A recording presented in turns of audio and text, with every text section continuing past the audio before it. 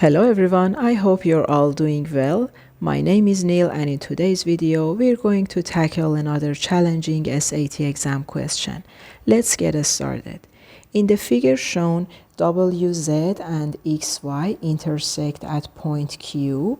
YQ is 63, WQ is 70, WX is 60 and XQ is 120. What is the length of YZ? So we are looking for the length of this side. Okay, it seems that we have two similar triangles. It means that they are in same shape but with different size. So we need to prove this. Okay, so we have angle Q1 and angle Q2.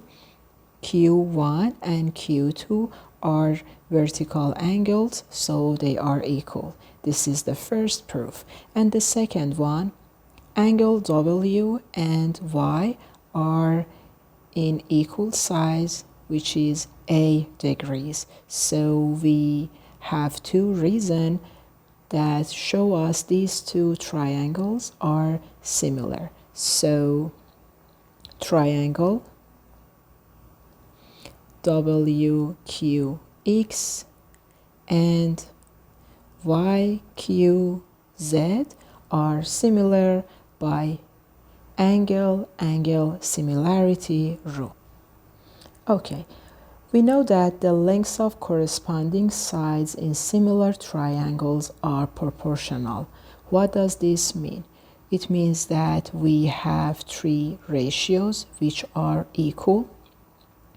We have angle Q1. The side opposite Q1 is WX. And we have angle Q2. So the side opposite Q2 is YZ. It means that WX and YZ are corresponding sides.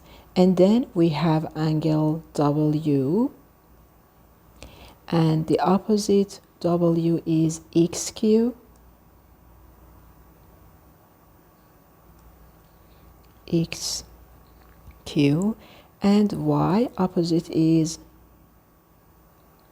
QZ, and the last side is WQ, and for this one is QY. So far so good. And the last step is to substitute noun values in these ratios. WX is 60, WZ is a noun, XQ is 120, QZ is a noun, WQ is 70, and QY is 63. In order to find YZ, we should choose two of these fractions, this one and this one. We don't need this fraction because QZ is unknown as well. So 60 over YZ equals 70 over 63. So we can use cross multiplication. YZ times 70 equals 60 times 63. We can divide both sides by 70 to isolate YZ. These two cancel out. 60 times 63 over 70. And simplify both by 10, 6 and 7, and then divide by 7. 6 times 9 is 54, the value of YZ.